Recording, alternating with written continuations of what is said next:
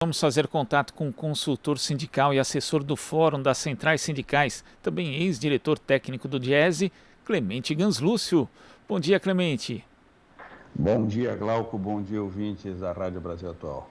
Também agora com transmissão aqui pela Rede TVT. É um prazer tê-lo conosco, Clemente. Agora, os assuntos são sempre espinhosos, né? Infelizmente, a área de trabalho no Brasil não tem nos propiciado boas notícias e a gente sabe também que a legislação trabalhista, Clemente, tem sofrido diversas alterações para pior desde o governo Temer, mas o governo Bolsonaro tem usado agora o expediente das medidas provisórias, que inclusive não seriam adequadas para esse fim porque fazem referência a iniciativas que tenham um certo grau de urgência. Como é que você vê a utilização agora recorrente por parte do governo desse tipo de instrumento, Clemente? Bom, Glauco, a medida provisória é um instrumento importante em termos de gestão do Estado, do governo, para o governo poder ter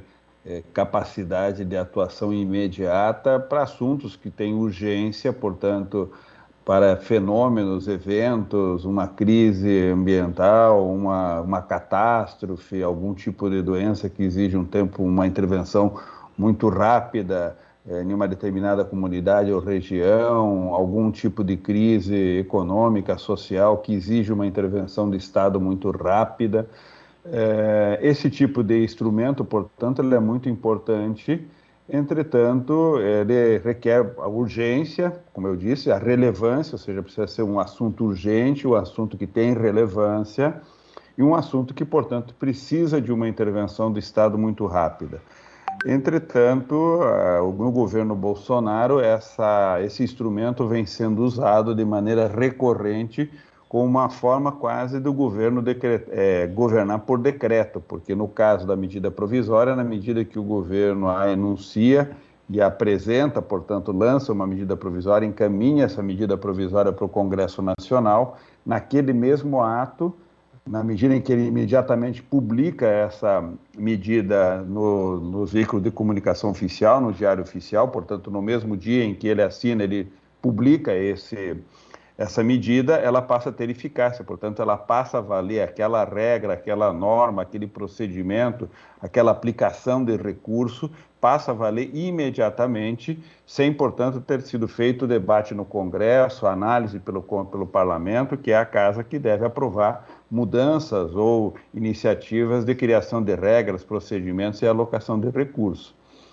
O governo Bolsonaro vem usando a medida provisória como forma de governar quase que por decreto, porque ele recorrentemente, para qualquer tipo de assunto, especialmente para os assuntos que lhe interessam, seja o armamento, seja destruir várias políticas públicas, seja propor flexibilização no mundo do trabalho, precarização do trabalho, redução de direitos, retirada de direitos, autorização para a população adquirir armas ou liberar o uso de armas ou tomar tantas outras iniciativas nefastas que foram tomadas contra a população brasileira, boa parte disso vem sendo feito por meio de medida provisória. Lembremos agora que no dia 6 de setembro, mais uma vez, o Bolsonaro fez uma medida provisória autorizando e não permitindo mais com que a justiça e a polícia e as organizações responsáveis pela comunicação eletrônica pudessem coibir a fake news, portanto, as mentiras que circulam nas redes sociais, mentiras intencionalmente criadas para desvirtuar, para enfraquecer, para apresentar uma outra interpretação, uma outra verdade, a verdade do que eles querem afirmar, muitas vezes, grande parte, mentiras escandalosas que são circuladas nas redes sociais e que a atuação da polícia e da justiça vem no sentido de coibir, com o marco regulatório da própria comunicação vem coibindo esse tipo de prática. O governo editou uma medida provisória autorizando esse tipo de prática, limitando a atuação da justiça, portanto, sem nenhum debate, evidente, com o claro objetivo de fazer com que as fake news no dia 7 de setembro pudessem circular livremente no país. Teve uma eficácia imediata, porque ela passa a valer, e nesse momento a pressão da sociedade junto ao Congresso Nacional, o presidente do Congresso, que é o o Rodrigo Pacheco, presidente do Senado, que ele devolva essa medida provisória, ou seja, o presidente do Senado, como presidente do Congresso, tem o poder de devolver ao presidente dizendo esse assunto não tem urgência, não tem relevância e nem exige essa ação tempestiva, ou seja, uma ação imediata. É essa demanda que está sendo feita especificamente para essa medida provisória. Tantas outras já deviam ter sido feitas assim, mas grande parte das medidas provisórias que o governo tem editado, na sua grande maioria, sem dúvida, são assuntos que não têm urgência nem relevância, que são as bases para a Constituição e para a iniciativa de medida provisória. Aliás, decisão que o Supremo Tribunal Federal já orientou, dizendo que a Constituição brasileira é muito clara ao afirmar que a medida provisória tem esse caráter que eu afirmei e, portanto, medidas que não têm urgência nem têm relevância não podem ser usadas pelo governo como instrumento de alterar a legislação, as regras ou instituir uma norma e uma regra que não tenha sido objeto de debate pelos parlamentares e aprovada pelo Congresso Nacional. E não foi o caso dessas alterações propostas, né, já que elas vieram na forma de jabutis, né, os textos que são incluídos ali na medida provisória pela própria Câmara dos Deputados, mas em geral as medidas provisórias geram impactos, efeitos imediatos, Clemente. Então, quer dizer, são danos às vezes irreversíveis, né, porque mesmo depois que a medida provisória for negada, no caso, pelo Congresso Nacional, ali os efeitos já foram gerados. E ainda quando há nessa questão da legislação trabalhista alterações feitas mesmo por projetos de lei, muitas dessas iniciativas acabam sendo questionadas na justiça em relação à sua legalidade. Vide, por exemplo, diversos pontos da reforma trabalhista que estão ainda em discussão no Supremo Tribunal Federal e ainda não foram julgados. Então é necessário ter um debate, é necessário ter muito cuidado quando se faz alteração, em especial nessa área trabalhista, Clemente. Exato. Tem duas coisas importantes, Glauco. O primeiro é que o próprio Congresso Nacional autorizou e tem trabalhado durante a pandemia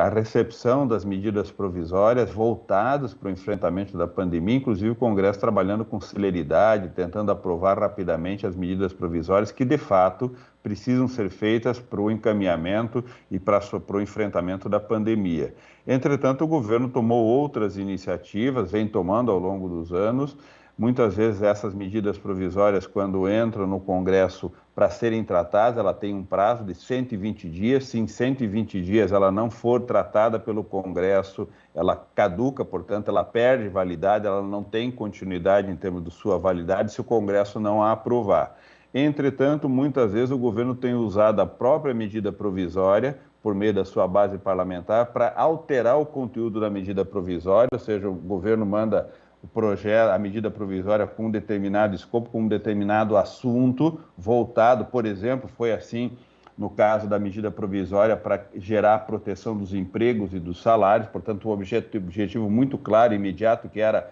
gerar uma política e programas que protegem os empregos e os salários. Essa medida teve eficácia imediata a partir de abril. Entretanto, no trâmite que foi feito no Congresso Nacional, a base parlamentar do governo acabou incluindo uma série de mudanças trabalhistas, flexibilizações trabalhistas que não tinham nada a ver, nenhuma relação com o objeto da medida provisória, incluiu programas que visavam, na visão do governo, gerar emprego, mas eram programas todos eles com arroxo salarial, pagando 170, 180, meio salário mínimo para as pessoas, retirando direitos como aposentadoria, FGTS, ou registro em carteira, autorizando, portanto, ocupações e empregos flexíveis, sem proteção, sem direito, sem assistência do sindicato. Então, o governo usa, na sua base parlamentar, por meio da sua base parlamentar,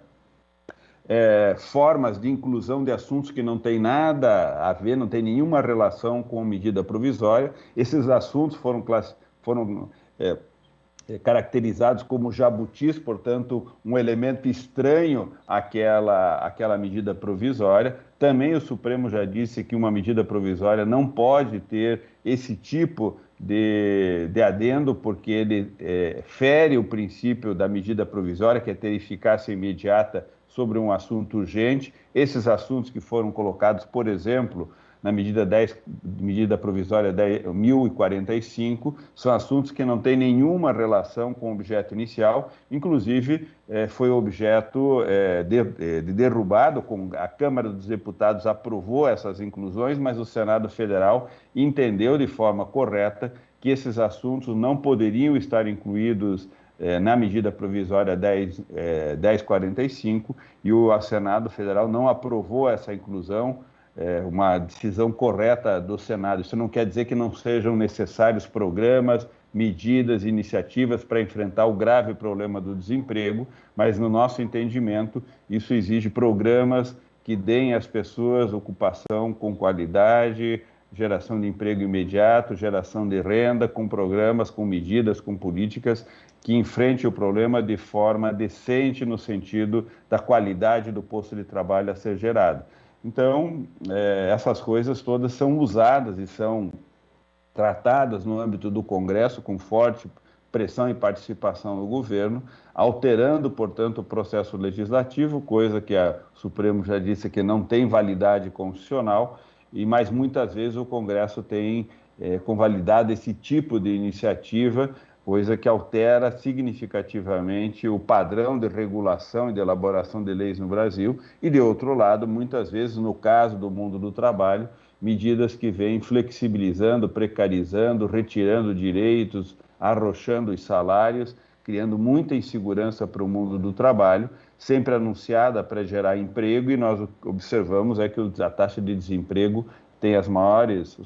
índices, são mais de 14 milhões de pessoas desempregadas, quase 6 milhões de pessoas desalentadas, que não mais procuram emprego porque não acham, outros 6 milhões de pessoas inativas que não conseguem voltar ao posto de trabalho porque a pandemia fechou o posto de trabalho e não conseguem retornar, e tem mais de 7 milhões de pessoas trabalhando jornada de trabalho inferior àquela necessária. Esse problema precisa ser enfrentado, mas não é por meio de medida provisória que será gerado aquele programa, aquelas medidas que vêm a enfrentar esse grave problema.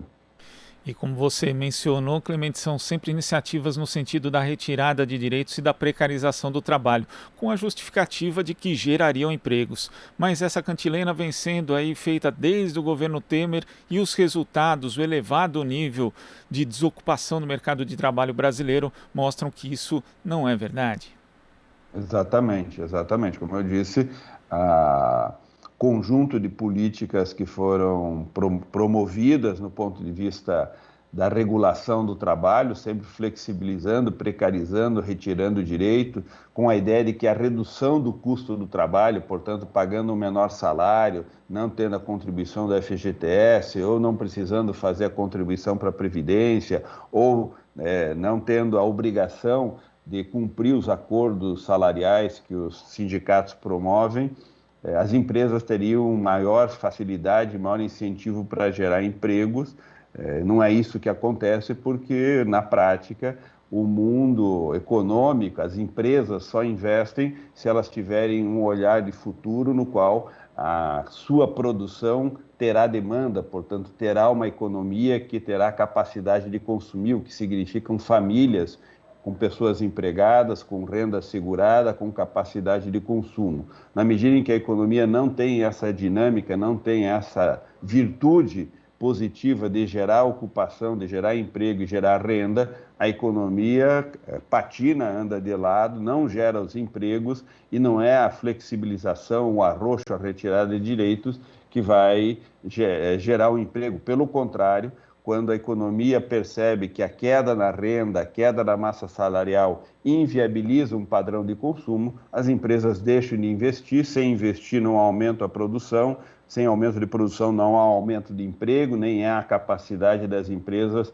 terem seus resultados e poderem pagar melhor em salários. Portanto, nós temos justamente a formação de um circuito oposto à virtude de uma economia que cresce, uma economia que, na verdade, está estagnada como a nossa, com graves problemas do ponto de vista da desindustrialização, de perda de postos de trabalho, de musculatura econômica capaz de gerar aqueles empregos com qualidade que fazem com que a economia tenha uma dinâmica positiva. É isso que faz gerar emprego, é isso que faz gerar o aumento dos salários, o crescimento dos salários, que aumenta a massa salarial, que aumenta a demanda, portanto, o consumo das famílias, e que faz as empresas ampliarem a produção, contratar mais pessoas e se propõem a pagar melhores salários para os trabalhadores e as trabalhadoras.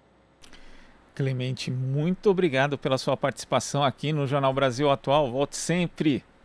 Obrigado, Glauco. Prazer estar com vocês. Bom trabalho. Igualmente, conversamos com sociólogo, consultor sindical e assessor do Fórum das Centrais Sindicais, também ex-diretor técnico do Diese, Clemente Ganslúcio. Você está ouvindo